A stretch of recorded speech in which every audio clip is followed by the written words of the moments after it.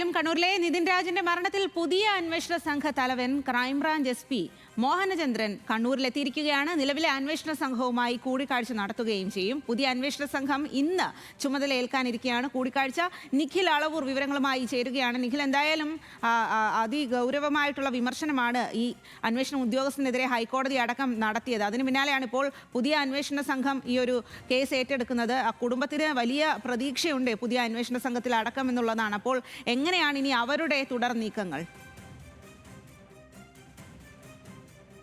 ഒപ്പം തന്നെ കഴിഞ്ഞ ദിവസം ഈ റാമിനെ അറസ്റ്റ് ചെയ്തതിൽ വലിയ വീഴ്ച ക്രൈംബ്രാഞ്ച് സംഘത്തിന് പറ്റുന്നു. പിന്നീട് കോടതി ആ അറസ്റ്റ് ഇൻവാലിഡ് ആണ് എന്ന് പറയുന്നു. അതിന് പിന്നാലെ കോടതിയിൽ വെച്ച് വീണ്ടും അറസ്റ്റ് ചെയ്യാനുള്ള ക്രൈംബ്രാഞ്ച് സംഘത്തിന്റെ ശ്രമം വീണ്ടും അത് വലിയ വിവാദങ്ങളിലേക്ക് പോകുന്നു. ഇതിന് പിന്നാലെയാണ് ഇന്നലെ പുതിയ അന്വേഷണ സംഘത്തിന് ചുമതല നൽകിക്കൊണ്ടുള്ള ഉത്തരവ് ആഭ്യന്തര വകുപ്പ് പുറത്തിറക്കിയത്. ഇത് പ്രകാരമാണ് മലപ്പുറം ക്രൈംബ്രാഞ്ച് SP ആയ മോഹനചന്ദ്രന്റെ നേതൃത്വത്തിൽ പുതിയ അന്വേഷണ സംഘം ഇനി നിതിൻ രാജിന്റെ കേസ് അന്വേഷിക്കുന്നത്.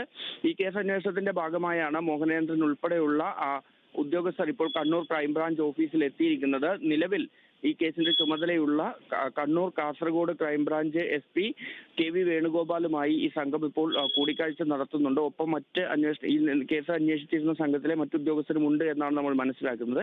പ്രാഥമികമായി കാര്യങ്ങളിൽ സംസാരത്തിന് ശേഷം ഇന്ന് തന്നെ സംഘം ചുമതല ഏറ്റെടുക്കും. അതിനിടെ ഈ ഡോക്ടർ റാമിന്റെ അറസ്റ്റുമായി ബന്ധപ്പെട്ട നടപടിക്രമങ്ങൾ കോടതിയിൽ ഇന്നലെ തന്നെ ആരംഭിച്ചിരുന്നു. ഈ റാമിനെ അറസ്റ്റ് ചെയ്യണമെങ്കിൽ ഇനിയിപ്പോൾ കോടതിയുടെ അനുമതി വാങ്ങേണ്ടതുണ്ട്. ഗ്രൗണ്ട് ഓഫ് അറസ്റ്റ് ഉൾപ്പെടെയുള്ള കാര്യങ്ങൾ വ്യക്തമാക്കിയതിനു ശേഷം അക്കാര്യങ്ങളിൽ മാത്രമേ ഇനി അറസ്റ്റ് പാടുള്ളൂ എന്നുള്ളതാണ് നിയമം. അതുകൊണ്ട് തന്നെ അതിന്റെ അപേക്ഷ ഇന്നലെ കോടതിയിൽ നൽകിയതാണ്.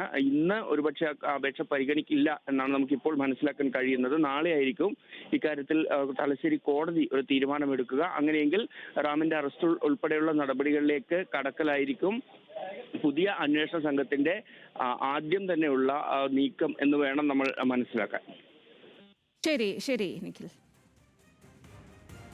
നിഖിൽ, മറ്റൊരു പ്രധാനപ്പെട്ട കാര്യമെന്ന് പറയുന്നത് ഇപ്പോൾ പുതിയ അന്വേഷണ സംഘം കണ്ണൂരിലെത്തി നിലവിലെ അന്വേഷണ സംഘവുമായി കൂടിക്കാഴ്ച നടത്തും. അപ്പോൾ അവരുടെ അന്വേഷണത്തിലൊക്കെ വലിയ തരത്തിലുള്ള എതിർപ്പും പരാതികളും ഒക്കെ ഉയരുന്ന ഒരു സാഹചര്യമാണ്. ഈ കൂടിക്കാഴ്ച നടത്തുമ്പോൾ അപ്പോൾ എന്തെല്ലാം കാര്യങ്ങളാകും തേടുക? അതിന് ഏത് രീതിയിലാകും ഇനി പുതിയ അന്വേഷണ സംഘം അവരുടെ അന്വേഷണ രീതിയിലേക്ക് കടക്കുമ്പോൾ എങ്ങനെയായിരിക്കും ഒരു അന്വേഷണത്തിന്റെ ഗതി മാറ്റം ഒക്കെ ഏത് രീതിയിലാകും?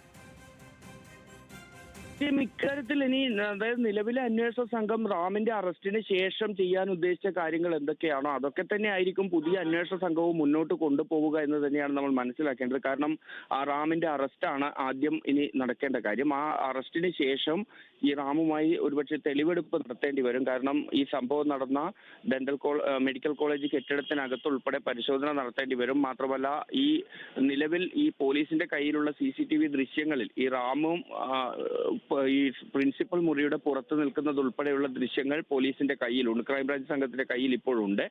അപ്പോൾ ഈ റാം അവിടെ ഉണ്ടായിരുന്നു. അതിനപ്പുറത്തേക്ക് നിതിൻ രാജിനെ അധിക്ഷേപിച്ചു എന്നതിനുള്ള തെളിവ്, ആ തെളിവ് കണ്ടെത്തുക എന്നുള്ളതാണ്, അല്ലെങ്കിൽ അത്തരം തെളിവുകൾ ശേഖരിക്കുക എന്നുള്ളതാണ്.